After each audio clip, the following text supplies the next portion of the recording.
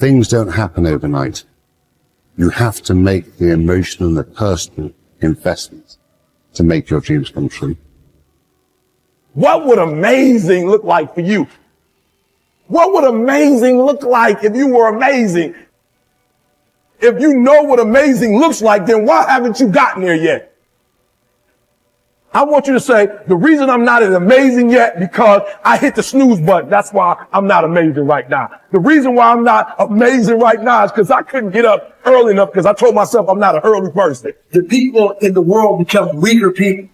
It's by capping your brain. It's by putting this kind of garbage in it about not attacking what you're not good at.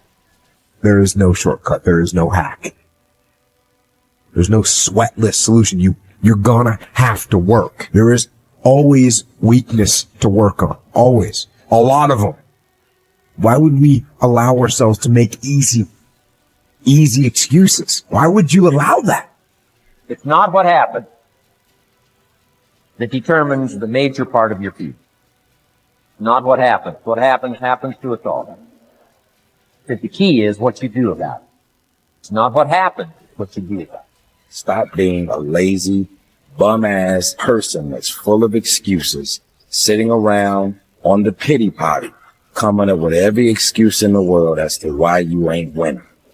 You are the reason you're not winning.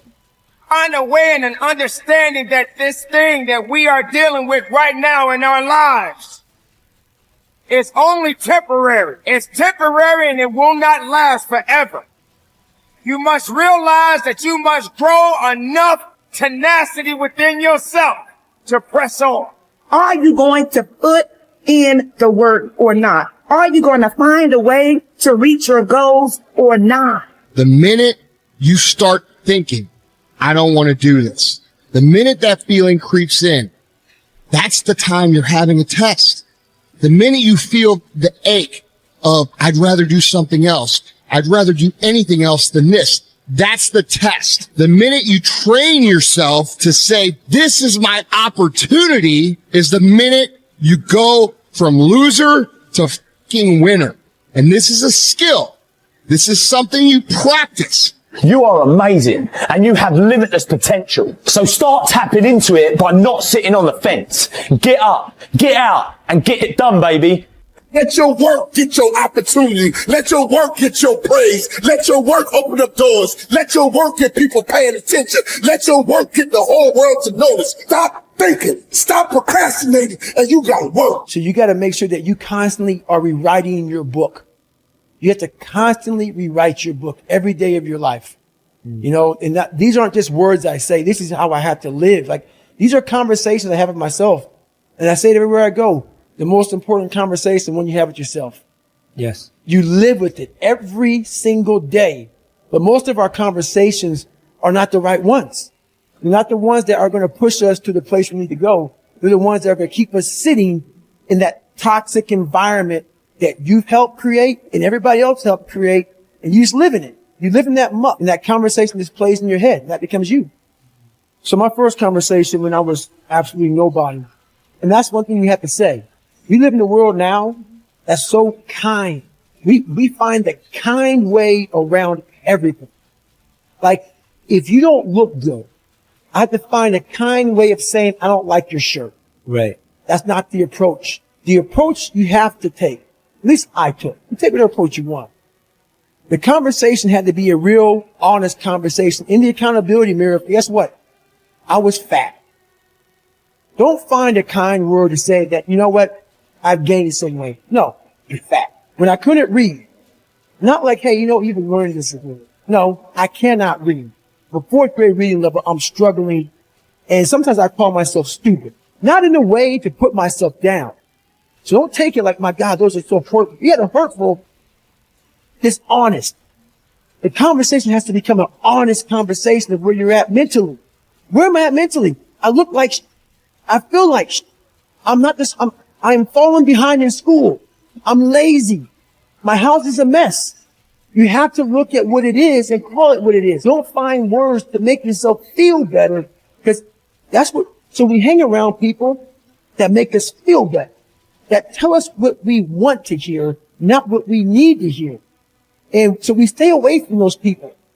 And we stay away from those people, like our internal dialogue becomes that kind, it's okay.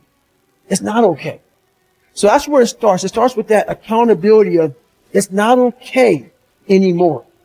This can no longer be okay. And calling yourself out for exactly what you are and exactly how you need to fix it. That's where it starts. Take full responsibility for your life. Accept where you are and the responsibility that you're going to take yourself where you want to go. Someone said we have two primary choices in life. We can either accept conditions as they exist, or we can take the responsibility to change them. See, a lot of people want to exempt themselves from taking responsibility. All they want to do is talk about the problem. Every time you see them, they'll tell you their story over and over and over and over again. No. You want to take responsibility for your life. I got me here. I can get me out of this. And I'm getting out. I'm not going to be a volunteer victim. George Bernard Shaw said there are two kinds of people in life. You know, he said those that make things happen, those that watch things happen, and those that don't know what happened. And he said the people that get along in this life look around for the circumstances that they want, and if they can't find them, they make them. They create them. So part of beginning to get unstuck, you've got to decide that the behavior pattern that you have adopted doesn't work for you. You've got to change your strategies, and changing your strategy means reinventing your life. Recreating you, and you have the power to do that. You can decide that you're going to change, that you're not going to be a wimp. You can decide that you're going to stand up to life. You can decide that I'm going to live each day as if it were my last. You have the power to make that decision. You can decide I'm going to work on myself and develop myself. I'm going to empower me. And all of these things that are happening to me right now, they're just temporary inconveniences. They're not stronger than I am. I'm in charge here. Your self-confidence is closely connected to your self-esteem and to how much you like yourself. Dr. Nathaniel Branden calls self-esteem your reputation with yourself. It is how you feel about yourself and your abilities in relation to any situation that determines how much you like yourself and consider yourself to be a valuable and worthwhile person. The more you like yourself, the better you do. The flip side of self-esteem is what psychologists call self-efficacy. Self-efficacy is a measure of how effective and competent you feel you are to perform a particular task or to achieve your goals. This is called performance-based self-esteem. What this means is that if your self-confidence and your belief in yourself are determined by your self-esteem, or how much you like yourself is determined by how capable you feel you are in any given set of circumstances. For example, if a problem comes up at work or home, and you are so familiar with it that you can solve it quickly and correctly, your self-efficacy and your self-esteem goes up. You feel more capable and confident and more willing to take on other challenges and difficulties. You feel more positive and optimistic. You feel like an excellent person. If, on the other hand, a problem or difficulty came up and you were unable to do anything to solve it, and you felt frustrated or ineffective, your self-esteem would suffer and your self-confidence would go down. You would feel negative about yourself and your abilities. You might even become angry or depressed. You would feel powerless rather than powerful. That's why they say in playing poker, the winners laugh and tell jokes while the losers say, shut up and deal. The law of cause and effect applies to everything you are today and to everything that you become. If the effect that you desire is high and unshakable levels of self-confidence, then it is necessary that you engage in the same behaviors practiced by others who enjoy high and unshakable levels of self-confidence. And you will soon experience high levels of self-confidence yourself. Studies conducted on thousands of men and women who have moved from ordinary to extraordinary performance and who have moved from feelings of inadequacy to feeling great about themselves show that there is a direct cause-effect relationship between competence and mastery on the one hand and self-confidence on the other.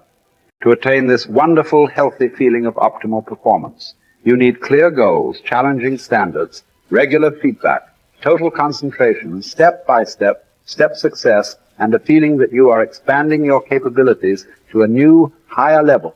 When you have created a situation in which you experience all of these, you sense that you are working at the outer edge of your own personal envelope.